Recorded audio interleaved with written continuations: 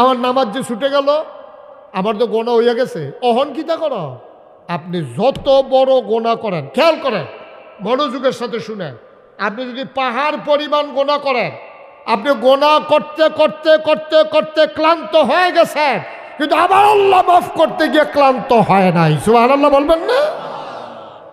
আপনি গোনা করতে করতে গোনা আর ওহন ভাল লাগে না, মদ খাইতে খাইতে ওহন আর মদ ভাল লাগে না, আপনি নেশা করতে করতে নেশা আর ভাল লাগে না, নেশা আপনার ধরে না, আপনি গোনা করতে করতে অবৈধ কাজ করতে করতে টাকা কামাই করতে করতে সুদ খাইতে খাইতে ঘুষ খাইতে খাইতে আপনার আর ভালো লাগে না।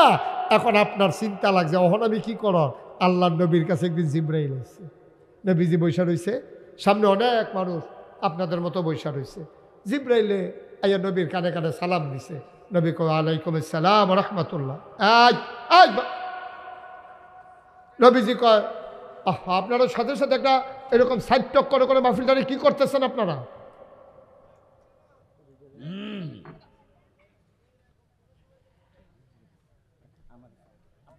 আমিন কন, জুড়ে কন, আরো জুড়ে। নবীজি বইয়ের সকলের লগে এমন টাইমে জিব্রাইল আইয়া কই, ইয়া রাসূলুল্লাহ একটা সুখবর আছে। কয় কি? নবীজি কইয়া গেছে, জিব্রাইল কইয়া গেছে গা।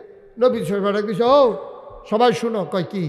কয় যদি কেউ পাহাড় পরিমাণ গোনাও কইরা থাকো, জিব্রাইলেই মাত্র আমার কানে কানে কইয়া গেছে, পাহাড় পরিমাণ গোনা যদি করে, কেউ যদি খালে সন্তরে তওবা করে, তার জীবনের সব গুনাহ মাফ। জোরে কইতেন না সুবহানাল্লাহ?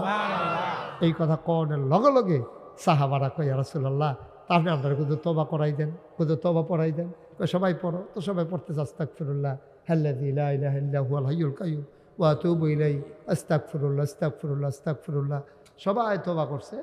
পার্শ্বে একটা মহিলা বসা ছিল, খুব খেয়াল করেন, মহিলা বসা ছিল, উনি নবীজির সামনে আসছে, এসে কই, ইয়া রাসূলুল্লাহ এই আমার তো আপনি যে বললেন যে যেই পরিমাণ গোনা করুক তার গোনা মাফ, আমার গোনা মাফ হইব না। আচ্ছা, এটা আলগা করে জিগাইলে বোঝা যায় না, এখন একটা মারাত্মক রহস্য আছে। নবীজি তো সবার আমভাবে কইছে সবার গোনা মাফ, তো মহিলা আলগা করে জিগাইল কেরে যে আমার গোনা মাফ হইব নি? নবীজির মনে এটা একটা টেনশন ঢুকছে, এটা আলগা করে কইল কেরে? নবীজি কই, তুমি কি গোনা করছো কম? তোমার মনে এই চিন্তা এলো কেরে? আমি কইলাম যে গোনা মাফ, তুমি কো আমার গোনা মাফ হইব নি, এটা কি রে কইল? নবীজি কেন জিজ্ঞেস করলো এই কথা? নবীজির মনে স্ট্রাইক করছে। নবীজি কয়, তুমি কি করছো, কি গোনা করছো তুমি যেই কারণে তুমি জিজ্ঞেস করলা? আবার মহিলার কান্না দিছে, ইয়া রাসূলুল্লাহ ইয়া হাবিবাল্লাহ, আমি একজন বিবাহিতা মহিলা, আমার স্বামী আছে, সামর্থ্যবান স্বামী, আমার সাথে মেলামেশা করার ক্ষমতা আছে। স্বামী ও নবী গো, আমার স্বামী ব্যবসার কাজে যখন বিদেশে যায়, আমার ঘরে একটা কাজের লোক আছে, আমি ওই কাজের লোকটার সাথে অবৈধ মেলামেশায় লিপ্ত হয়ে যাই। আমার স্বামী থাকার পরে আমি যেই কাজটা করলাম, এই জন্য আমার টেনশন, আমার গুনাহ জানি মাফ হবে কি না। আল্লাহর নবী মুখ ঘুরাই নিলেন, মহিলার সামনে দিয়ে আসলেন। নবী আবার মুখ ঘুরাই নিলেন, মহিলা আবার সামনে দিয়ে আসলেন। তিনবার নবী মুখ ঘুরাই নিলেন। আবার মহিলা চিৎকার করে কই, ইয়া রাসূলুল্লাহ আমি যাব কার কাছে? আপনি যদি মুখ ঘুরাই নেন, আমি কার কাছে যাব, কার কাছে বলবো গো নবী? আপনি বলে দেন আমার গুনাহ মাফ হবে কিনা। নবী কয়, তোমার গুনাহ মাফ হবে, তবে শরীয়তের যে বিচার আছে এটা আগে তোমার উপরে করা লাগবে। কয়, বলেন কি বিচার? নবীজি আবার বললেন, তুমি তো বিবাহিতা মহিলা। কয়, জি ইয়া রাসূলুল্লাহ আমার স্বামী আছে। কয়, কোনো বিবাহিতা মহিলা স্বামী থাকার পরে যদি অবৈধ মেলামেশা করে, তাইলে তাকে বুক পর্যন্ত রাস্তার মোড়ে, কোনো জনপদে, কোনো বাজারে, কোনো স্কুল মাঠে, চার রাস্তার মোড়ে তারে বুক পর্যন্ত মাটির নিচে ডুবিয়ে দিতে হবে গর্ত করে। পাশে পাথর থাকবে, ইটের সুরকি থাকবে বড় বড়। সবাই যাওয়ার সময় একটা করে ঢিল মারবে, যতক্ষণ তোমার মৃত্যু না হয় ঢিল মারা চলতেই থাকবে। মহিলা চিৎকার করে কয়, আমি রাজি, আপনি শাস্তির ব্যবস্থা করে।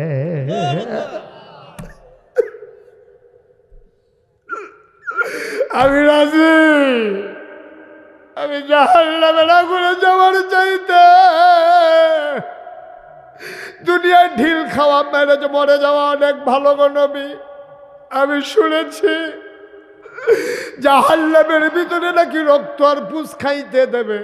নবী গো, ও নবী, আমি শাস্তি নিতে চাই, তাড়াতাড়ি বলেন গর্ত করার জন্যে। নবী বললেন, শোনো শোনো শোনো, গর্ত করার আগে তোমার সাথে আমার কথা আছে। তুমি যে মেলামেশা করেছ, তোমার গর্ভে কোনো সন্তান এসেছে নাকি? কয়, হ্যাঁ ইয়া রাসূলুল্লাহ, আমি সন্তান সম্ভবা, আমার পেটে সন্তান চলে এসেছে। কি নবী রে? নবী ডাক দেয়া কয়, এখন যদি তোমার শাস্তি দেই তাইলে তুমি তো মরে যাবা, পেটের বাচ্চাও মরে যাবে। এটা তো মোটেও সুন্দর হবে না, ইসলাম মানে না। অন্যায় করেছো তুমি, পেটের বাচ্চা তো কোনো অন্যায় করে নাই। পেটের বাচ্চা আগে দুনিয়াতে আসুক, তারপরে তোমারে আমি তোমারে শাস্তি দেব, তার আগে না। মহিলা চলে গেল, বাচ্চা হয়ে গেল। টানা পেঁচাইয়া রক্ত মাখা শরীর নিয়া আল্লাহ নবীর দরবারে মহিলা হাজির। আল্লাহ নবী কয়, তুমি কি? ওই ইয়া রাসূলুল্লাহ, আমি সেই মহিলা 10 মাস 10 দিন আগে এসেছিলাম আপনার কাছে শাস্তি নেওয়ার জন্যে। আপনি আমারে শাস্তি দেন নাই, বলেছিলেন বাচ্চা দুনিয়াতে আসলে শাস্তি দেবেন। এই যে দেখেন বাচ্চা এসে গেছে, এবার যদি আমারে শাস্তি দেন শুধু আমি মরব, বাচ্চা মরবে না। সুবহানাল্লাহ, সুবহান।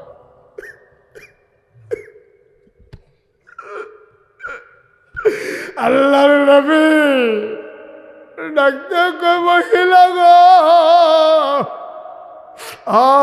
মহিলা, এই বাচ্চা এখন কি খায় গো মহিলা? আমার বুকের দুধ খায়, রুটি খায়। কয়, না ইয়া রাসূলুল্লাহ, দুধের বাচ্চা রুটি খাবে কেমনে? গোশত খায়। কয়, কেমনে সম্ভব? কয়, তোমার যদি শাস্তি দিই, তুমি যদি মরে যাও, বাচ্চা দুধ পাবে কই? যতদিন বাচ্চা রুটি আর গোশত খেতে না শিখবে, ততদিন পর্যন্ত তোমারে শাস্তি দেওয়া যাবে না, চলে যাও। মহিলা কাঁদতে কাঁদতে চলে গেলেন। বাচ্চা তিল তিল করে বড় হয়, বাচ্চারে রুটি খাওয়া শিখাইছে, বাচ্চারে গোশত খাওয়া শিখাইছে। এক হাতে এক টুকরা রুটি আর এক হাতে এক টুকরা গোশত নিয়ে নবীর দরবারে এসে হাজির। আল্লাহ নবী কয়, তুমি কে মহিলা? তোমারে চিনলাম না।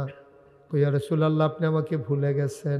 আমি তো সেই পাপী মহিলা যে জেনা করে ফেলেছিলাম, পরপুরুষের সাথে মেলামেশা করেছিলাম। আপনি ফিরাই দিয়েছিলেন বাচ্চা হয় নাই বলে, আবার ফিরিয়ে দিয়েছিলেন বাচ্চা দুধ খায় বলে। নবী গো, আমি তো সেই মহিলা। আবার নবী কয়, না, তুমি তো সেই মহিলা না। ওই মহিলার গালগুলো ছিল ভরাট গোশতে ভরা, তোমার তো ঘালের হাড্ডি দেখা যায়। চোখগুলো ছিল ভাসা ভাসা, তোমার চোখ তো গর্তে চলে গেছে। মহিলা গো, তোমার চুলে পাকন ধরে গেছে, তুমি তো সেই মহিলা না।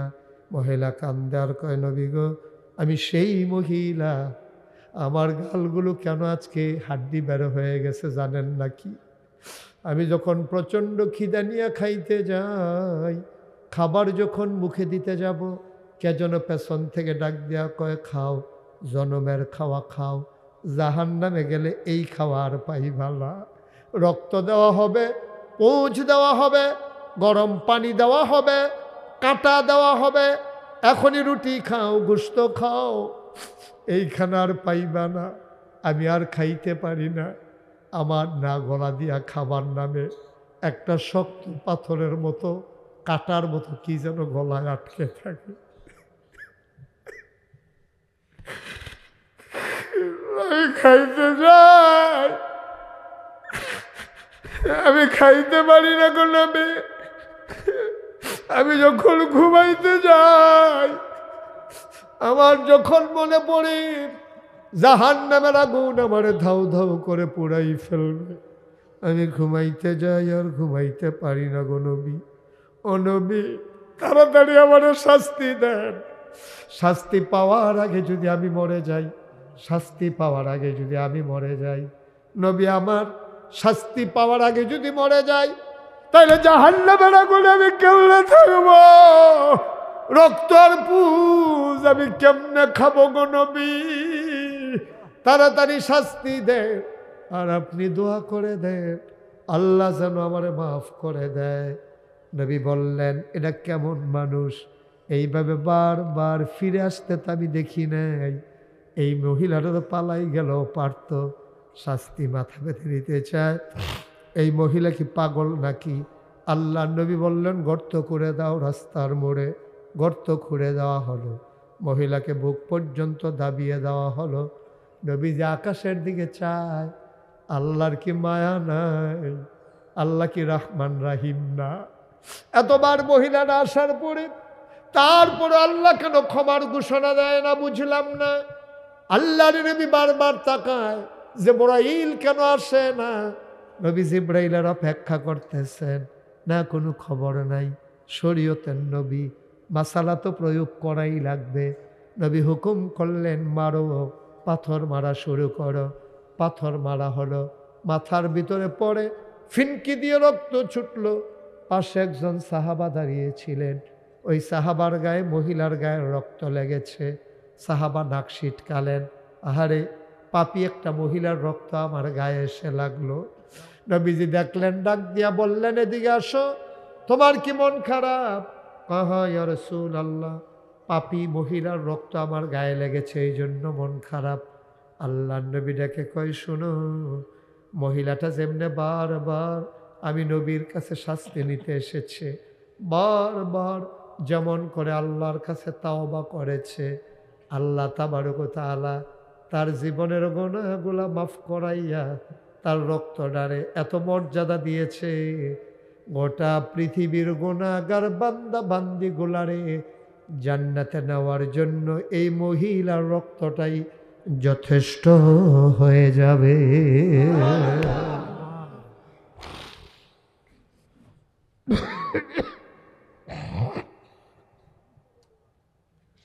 অবিজয় পাড়ার মানুষ মুশতাক ফয়েজি যদি কোনোদিন না আসে, কোনোদিন যদি তোমাদেরকে না ডাকি, মনে রাখবা আমি এসেছিলাম, মনে রাখবা কথা কয়টা বলে গেলাম।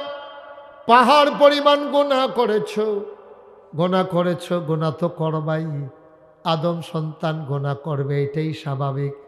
মানুষের তবিয়ত হলো গুনাহ করা, আর আল্লাহর তবিয়ত হলো গুনাহকারকে ক্ষমা করে দেওয়া। বলো সুবহানাল্লাহ। একটা ফোঁটা চোখের পানি ছেড়ে দাও। আমরা যে তওবা করি, এটি তওবা হয় না তো। ফিরসাব হুজুরে আইছে, ফাগড়ি ছাড়ছে, ধরে সেটা হুজুরে কইতেছে পড়ো আস্তাগফিরুল্লাহ, তেহাতেও পড়তেছে আস্তাগফিরুল্লাহ, তে ফরতে তওবা করতেছে আর মনে মনে চিন্তা করতেছে, কালকা সহালে তো কিস্তিরটি হলো আওনের কথা, তে জানি আইয়ে নিকি বলতে তো বাট ফাটের আগেও দুইবার ঘুরাইছে আস্তাগফিরুল্লাহ রাব্বি।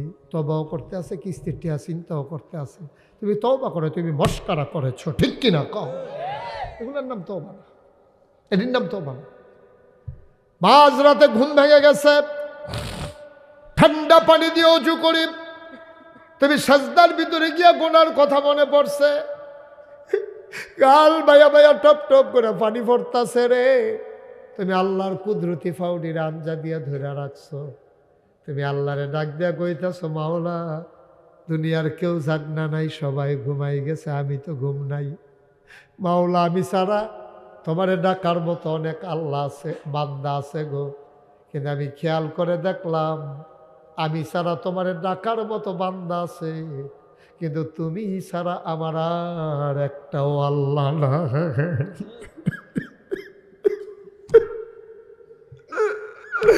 তুমি ছাড়া আমার একটাও আল্লাহ নাই। তুমি যদি লাথি মেরে তাড়াইয়া দাও, আমার আর যাওয়ার জায়গা নাই গো আল্লাহ। অবিজয় পাড়ার মানুষ, ও আমার মায়েরা, ও আমার পর্দার আড়ালের মায়েরা, 34 বছর মুশতাক ফয়েজি মাহফিল করি, মাহফিলে কদম দিলে মাহফিলটার ওজন বুঝি। আজকে কেন জানি মন সাক্ষী দিছে রে, তোমাদের মাহফিল আমার আল্লাহ কবুল করে নিয়েছে।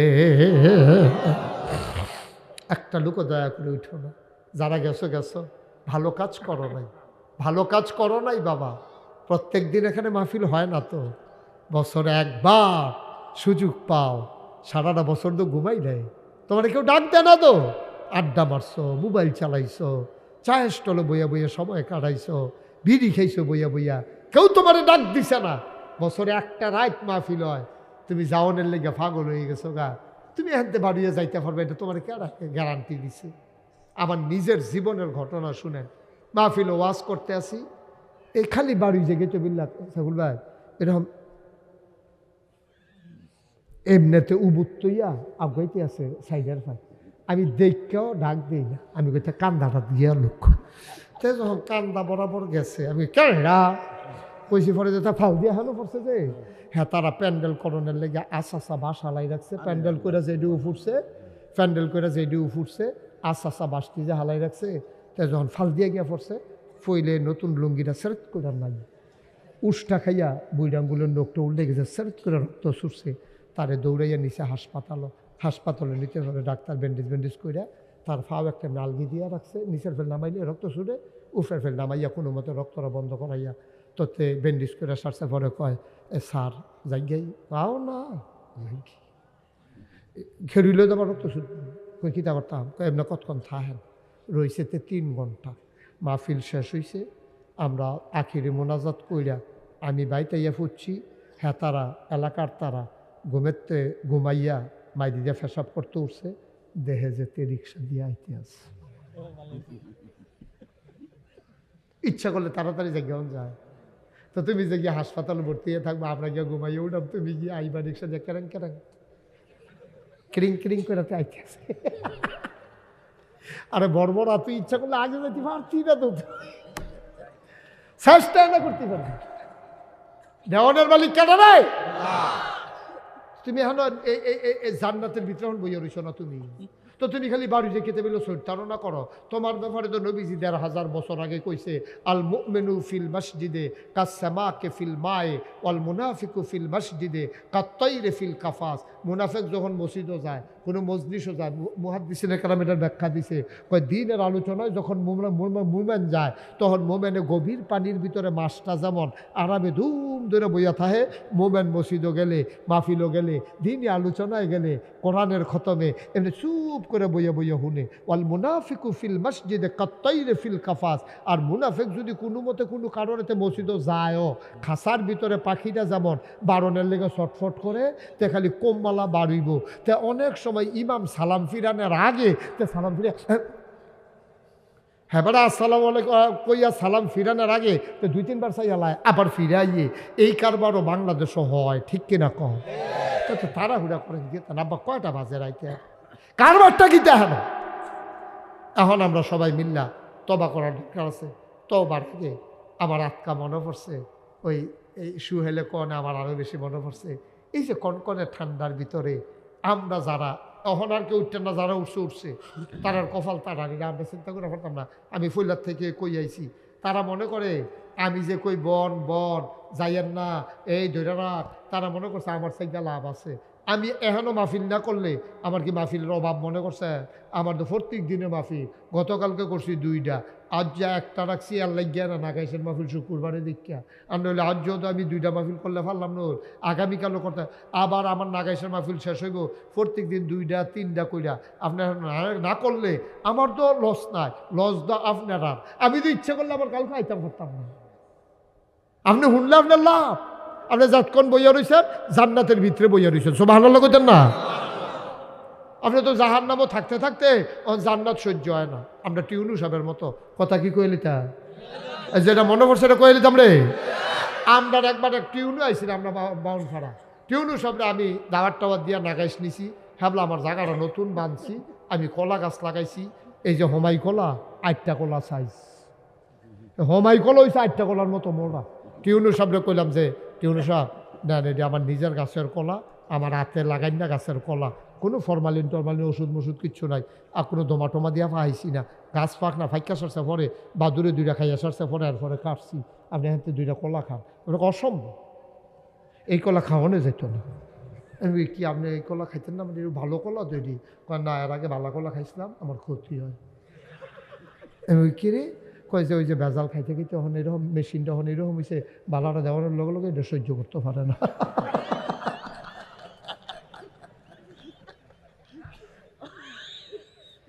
কয় বালাকলা খাইয়ার আগে আবার 2 দিন চাট খাওয়া। এবার সবসময় যে ওই যে ওষুধওয়ালাটি খাইছে, তখন আর বালাকলা সহ্য করতাম পারি না। তাই আমরা যে সবসময় দহানো আড্ডা মারতে মারতে, বিড়ি খাইতে খাইতে, চা স্টলও চাইয়া থাকতে থাকতে, টেলিভিশনে বইয়া থাকতে থাকতে, ওখান আর ওয়াজ আপনার কাছে ভাল লাগে না, রিয়েকশন হয়, ঠিক কিনা?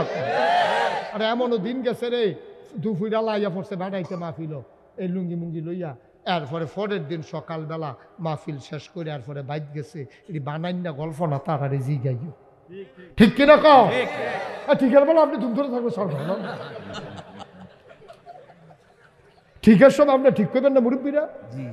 সবাই কোন আমিন, যেটা কোন আমিন। আমরা যেই কথাটা কইতাম মুস্তাফা, আমরাও থাকতাম না, আমারও আব্বা নাই কইলাম, সুহেলের আব্বা নাই। আমার আব্বা ইন্তেকাল করছে সাইফুল ভাই 85 সালে। সাইফুল ভাই কিন্তু সেই ছোটোবেলা থাকতে আমরা বাইক যাই আই, এবার সাংগঠনিক দায়িত্বের কারণে আমরা বাইক কত গেছে, এই কত খাইছে এটা কইতাম না, এটা সরম, এটা আবার কইতাম না, খাইছে যে এটা হ্যাঁ কইলাম না আর কি। হ্যাঁ, কত যে আমরা বাইক গেছে এটা অসম্ভব। বার হাবা তারে বোয়া চুপ করো, সবাই কনা আমি। এই যে আব্বা আমার 85 সালে আমার আব্বা ইন্তেকাল, আব্বার মাথার কাছে বই আব্বার লোকে গুনগুন করে কথা, আব্বা চিনছেন না আপনি আমারে? আমি আপনার মুশতাক হয়েছি, মুশতাক ফয়েজি এখন অনেক বড় হয়েছি, কত মানুষ মুশতাক ফয়েজিরে চিনে। আব্বা আপনি যে 3টা মার্কিন ছাত্র গাও দিয়া খবরে শোয়াইছে, আপনি এখন কেমনে ঘুমান? বাংলাদেশে তো অনেক শীত, আপনার কষ্ট হয় না আব্বা? আমি আব্বার লগে কথা কই, আব্বা কি খায় কবরে, কি খাওয়ায়? আমি কত কথা কই, আমার আব্বা আমার একটা কথার জবাবও দেয় না। আমি কানতে কানতে বিছানায় যাই, আমি ঘুমাইতে পারি না। বিজয় পাড়ার মানুষ একটা লুকলাপ দিয়া দাঁড়াইবার, হুজুর দোয়া করে দেন। আমারও তো আব্বা নাই, আমার আব্বাও তো অন্ধকার কবরে। আমি এসে শুনলাম মসজিদের ওযুখানার কাজটা নাকি এখনো শেষ হয় নাই। আমি প্রথমবার যখন আসলাম তোমাদের ওই ছোট্ট জায়গাটায় লোকজন জায়গা দেওয়া গেল না। সুহেলকে বললাম, সুহেল ওখানে মাহফিল করা যাবে না, সুন্দরী আয়োজন করা হলো, দ্বিতীয়বারের মতো আমরা খোলা জমিনে করলাম। আমি একটা লোক চাই, হুজুর দোয়া করে দেন। আব্বা দুনিয়াতে নাই, আব্বা যদি আজকে থাকতো বাবার জন্য কত কি করতাম। আমার একটা লোকের বড় দরকার, আব্বার কবর যেন জান্নাত হয়ে যায়, এই আশায় হুজুর আমি দিয়ে দেব ওযুখানা করার জন্য 20,000 টাকা। মন দিয়ে শুনো রে ভাই, লম্বা সময় না, সামান্য আর একটু সময়। আমরা তো একদিন ছিলাম না, এখন আছি, একদিন থাকবো না। আল্লাহ নবী কয় ইচ্ছাকৃত নামাজ ছেড়ে দেওয়া, অস্বীকার করা সব শেষ। আমাদের দেশের মানুষ ফরজ এর চাইতে সুন্নত নফলের লাগিয়ে আমরা দেশের তারা টান বেশি। আমরা দেশের তারা ফরজের লেগে এত টান নাই, নফলের লেগে মুস্তাহাবের লেগে যত টান। এই কথাটা খুব মনোযোগের সাথে শোনা দরকার আছে। বলে হুজুরের কিতা কইলেন বুঝলাম না। এটা হইল নামাজ পড়া 5 ওয়াক্ত, এটা কি নফল না ফরজ? আমার কথা নফল না ফরজ? দাড়ি রাখা কি? দাড়ি রাখা কি? অথবা সর্বোচ্চ আপনি বলতে পারবেন ওয়াজিব। দাড়ি রাখা সুন্নত, না হইলে ওয়াজিব সর্বোচ্চ। কিন্তু নামাজ পড়া 5, ওটা না একটু বন শেষ করে দিতে আসি, বন আস্তে আস্তে। আচ্ছা ঠিক আছে, তো দাড়ি রাখা চাইতে নামাজের গুরুত্ব কম না বেশি? আপনার কি এটা দিয়ে এটা বুঝছেন যে হুজুরে কইছে নামাজ পড়লে আর দাড়ি রাখতো না? আপনি কি এটা নিয়ে বুঝছেন আমার কথা? নামাজের জায়গাত নামাজ, দাড়ির জায়গাত দাড়ি। তবে মনে রাখেন, আপনি সারা জীবন আমরা দেশ নফলের লেগে দেখবেন পাগল, এবারে ফাগরি বান্ধনের লিগা কত আয়োজন করতে আছে, তারপরে গিয়া এবারে নফল নামাজ বইয়া কত ফেরেশান, এবারে তোসবিহ পকেটতে হালায় না। অথচ এবেটার কাছে আরেক বেড়ায় ঠেহা পায়, এই ঠেহা দেওয়ানের নামগন্ধ নেই। এই টাকার জন্য আপনি যদি তসবি না পড়েন, আল্লাহ যদি মনে করে আপনারা জান্নাত দিয়ে দিব, দিয়া লইতে পারবো। কিন্তু যদি একবারে আপনার কাছে টাকা পায় আর টাকাটা আপনি দেন নাই, খোদার কসম আপনি জান্নাতে যেতে পারবেন না যতক্ষণ ওই লোকটা আপনাকে মাফ না করবে। ঠিক কিনা কম? আরো সহজ করে কই, মনে করেন আমার থেকে 500 টাকা সুহেল হাওলাত নিছে কুমিল্লা শহর। সুহেলে দেখা গো হুজুর শর্মের কথা কিছু মনে করেন না, আমার আটকা কুমিল্লা যাইছি, অন্যভাবে টাকা খরচ হয়ে গেছে গা। তখন দেখি যে সিএনজি ভাড়া, কথা কয় না কেউ, এখন দেখি সিএনজি ভাড়া। আরে তো বাইরে হলে কি কথা কন যাব, কয় ফ্যান্ডেলের বাইরে। তো ছোটো মানুষ কয় হুজুর থাক কিছু করেন না, ছোটো মানুষ আগুন লাগাই দিছে। তো ছোটো মানুষ আগুন লাগাই দিলে কি কম ফুটবো? আগুন তো আগুনে। তো এটা প্যান্ডেলের ভিতরে আওয়াজ করলেও ক্ষতি, বাইরে আওয়াজ করলেও ক্ষতি। এই যে কলিজার টুকরা যুবক, এই যুবক, ও মাথায় ফিরে না কেড়ে, তুমি চাইবে নাই ভাই? চাইতেও না, তে চাইলে যদি বইয়া লাউন লাগে, তা মনে করতেছে ফার্সেনি আমারে রাখতো, জিতছে, তুমি জিতছ, হ্যাঁ তুমি জিতছ বেড়ায়, হ্যাঁ যাও এবার যাও, জিতছে বেড়ায়। তা বাইক গিয়া করবো, রাখতে পারছি না আমারে, আই বসছি না সুইটা উঠা, তুমি জিতছ। তুমি যে কি ঠকানো ঠকছ সেই দিন এটা বুঝবা, যেদিন আমরা সকলে দেওয়া হইব। তুমি যে কি ঠকানো ঠকছ।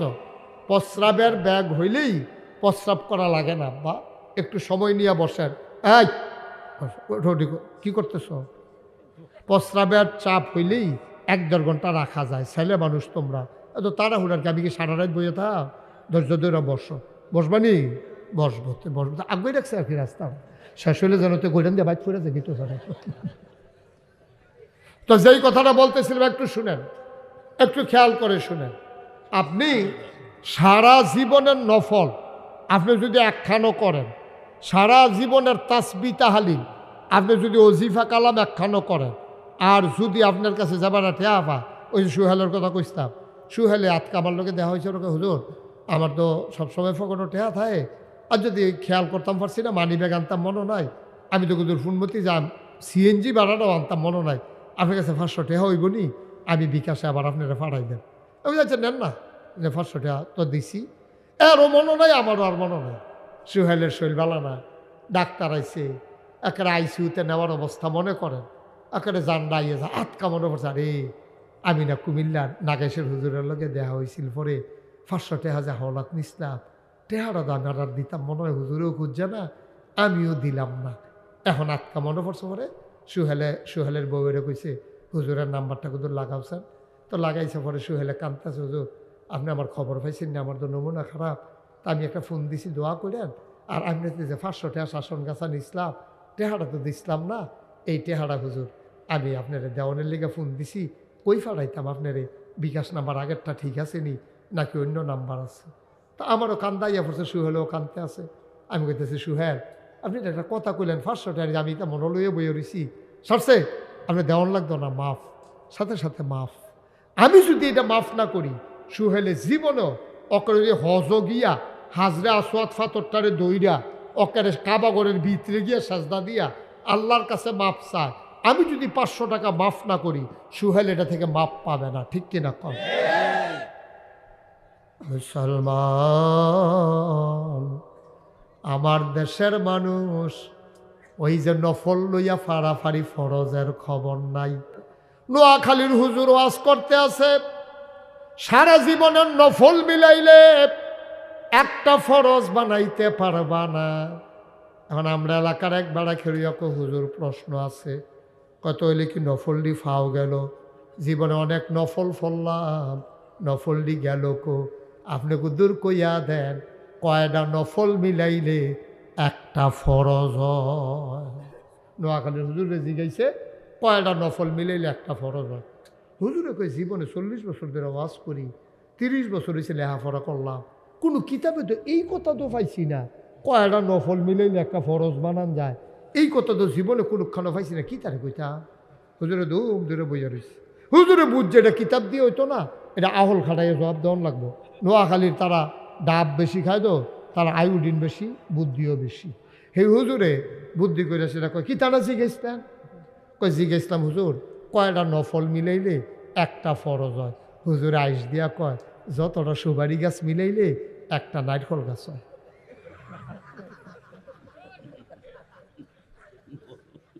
যতটা সুপারি গাছ মিলাইলে একটা নারকেল গাছ হয়।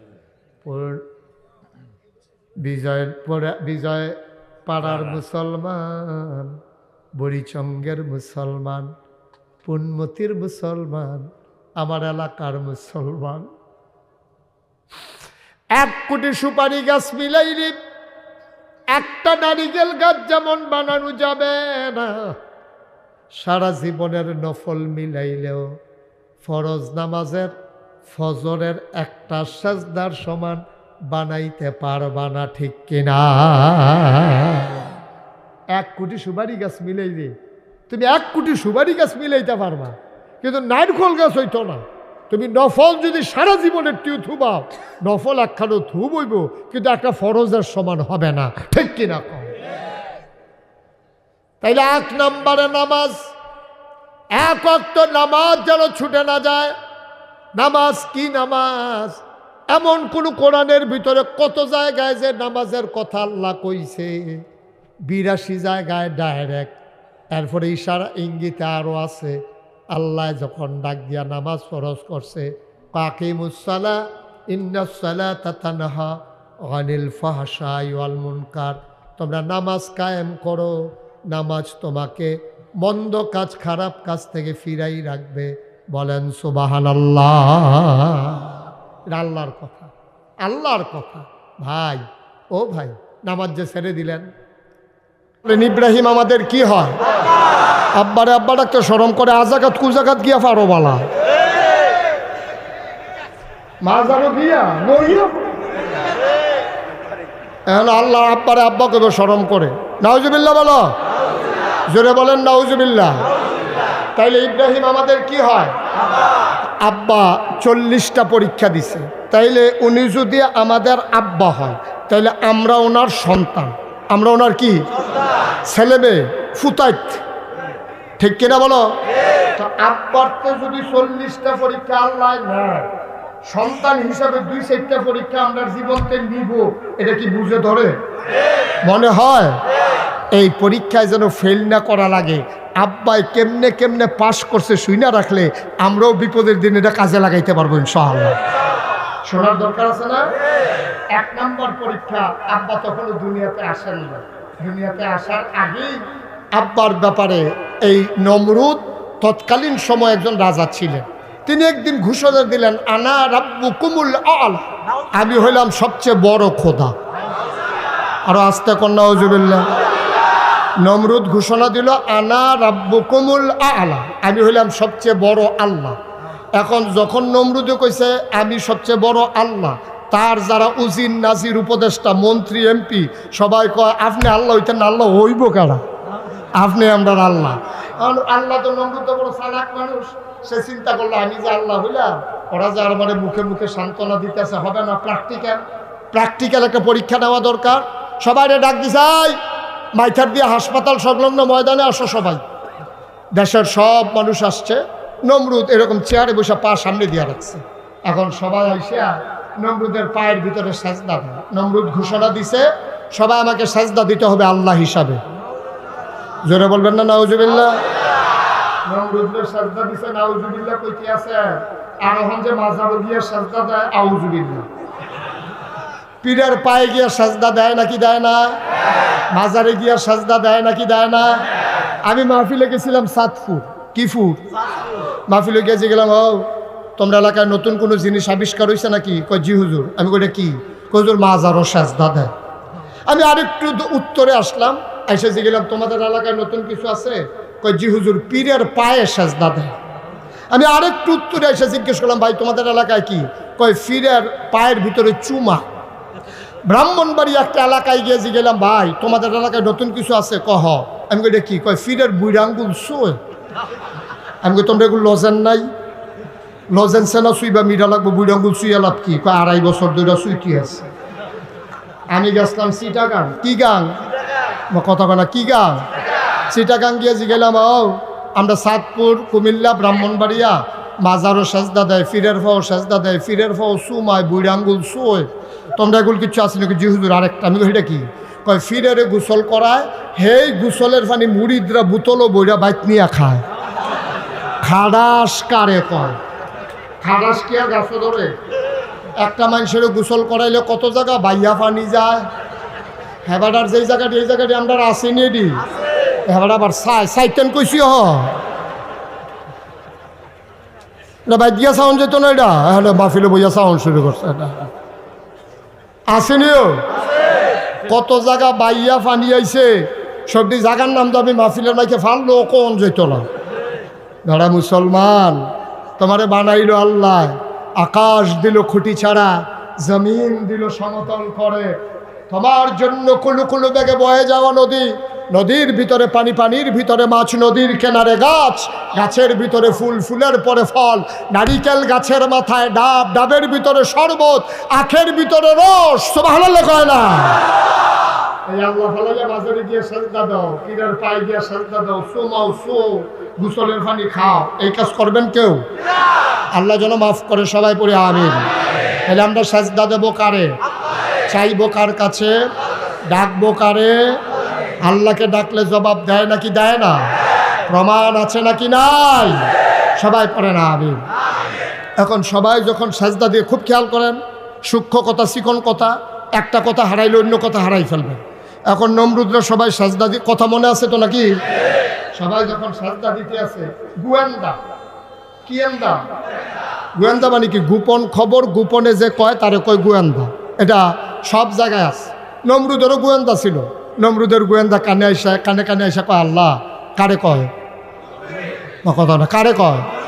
আপনারা তো কইতেন পারছেন কারে কয়। গতকালকে আমার মাহফিল ছিল ব্রাহ্মণবাড়িয়া জেলা ঈদগাহ ময়দানে। তো আমি ওইখানে গিয়ে জিজ্ঞেস করলাম, ও কারে কয়? হ্যাঁ, তারা সকলে কয় আমরা কেমন কয়, আমরা কি হেন আসলাম নি, কারে কয়টা কেমন? আপনারা তো বুঝছেন কারে কয়। কারে কয়? নমরুদরা কয় আল্লাহ কয় কি? কয় সবাই সাজদা দিতে আইছে, একজন আইসা না। কয়জন? কয় একজন আইসা না। কয় কারে নাম? কয় নাম হলো ইব্রাহিম আলাইহিস সালাম। সুবহানাল্লাহ বলবেন না? সবাই সাজদা দিতে আইছে, ইব্রাহিম আইসা না। কয় তার বাবার নাম কি? কয় তার বাপের নাম হলো আজর। কয় ডাকো আজরকে। আজর আসছে, পরে কয় আজর তোমার ছেলে ইব্রাহিম কই? কয় মাঠেই আছে। কয় অসম্ভব, আমার গোয়েন্দারা দেখছে তোমার ছেলে মাঠে নাই, তাড়াতাড়ি খবর নাও। আজর ইব্রাহিম আলাইহিস সালামের আব্বা, আমাদের আব্বার আব্বা তো হইলে সম্পর্কে আমরা দাদা হয়। বাপটা তো বলে দাদার রসিটার পড়ছে আর কি, দাদারা পড়ছে 2 নম্বর। তো দাদা মাঠে খুঁজে না পাইয়া গেছে বাড়িতে। বাড়িতে গিয়া দেখে আমরার আব্বা, কি নাম না? আমরার আব্বা ইব্রাহিম আলাইহিস সালাম বিছানার ভিতরে শুইয়া কাঁথা গায়ে দিয়া নখ ডাইক্কা ঘুমাইতে আছে। সুবহানাল্লাহ কয় না? আজর আমরা দাদাই গিয়া ডাক দিছি, কিরে সবাই দিয়ে সাজদা দিতে আসছে আল্লাহ রে, তুই যাই হইতারিস। এখন আব্বাই কি কথা কইয়া বাচ্চে এইটা জানা থাকলে এইরকম বিপদের দিনও আব্বার কথাটা আমরা কাজে লাগাইয়া যেন বাইসা যাইতে পারি। আব্বার জবাবটা আল্লাহ কোরআনুল কারীমে কোট করে দিয়েছে। দাদা যখন জানতে চাইলেন কেন তুমি সাজদা দিতে গেলা না, আব্বা লাভ দিয়ে উঠা কয় আব্বা, দাদারে কয় আজরকে কয় আব্বা আমি তো যাইতে চাইছিলাম, কেমনে যাব? ইন্নী সাকিম, আমি অসুস্থ, আমার শরীর ভালো না। সুবহানাল্লাহ কয় না? এখন ছেলের শরীর ভালো না, আব্বার মনে আনন্দ না কষ্ট? আজরে কইতেছে তুই ঘুমা, তুই ঘুমা, আমি আল্লাহর লোকে বুঝাম। শরীর ভালো আল্লাহর লোকে কোনো কথা আছে নাকি? কি এর সাজদা হইতে থাক, তুই ঘুমাইতে থাক, কোনো টেনশন নাই, যা বুঝো না আমি বুঝাম। এবার আসেন আমাদের জীবনে কি শিক্ষাই পরীক্ষা থেকে সবাই সাজদা দিছে, আমরার আব্বাই কি দিছে? কথা কেনা দিছে? তাহলে আমরার আব্বা পুরাটা পৃথিবী একদিকে, নমরুদ খোদাই দাবি করে সর্বোচ্চ পর্যায়ে থেকে তিনি যখন আল্লাহকে অস্বীকার করে নিজেই খোদাই দাবি করলেন, তার দেশের উজির নাজির মন্ত্রী এমপি উপদেষ্টা দেশের আপামর জনতা তাকে আল্লাহ মেরে যখন সাজদা দিল, আমার আব্বা সাজদা দিতে যায় নাই। আব্বা আমাদেরকে যেন ডাক দিয়া বলতেছে, এই দাউদকান্দির মুসলমান, মনে রাখো, গোটা পৃথিবী ছিল একদিকে, তোমাদের আব্বা ইব্রাহিম আমি সেজদা দিতে যাই নাই, এমন একটা সময় আসবে গোটা পৃথিবী একদিকে চলে যাবে, সকল কিছু তোমার বিরুদ্ধে চলে যাবে। আমি তোমার আব্বা একাই যেমন দাঁড়িয়েছিলাম অটল পাহাড়ের মতো, মামলা হবে, হামলা হবে, জাল জুলুম নির্যাতন হবে, অটল পাহাড়ের মতো একাই দাঁড়িয়ে থাকতে হবে। রাজি আছো কিনা হাত তুলে দেখো।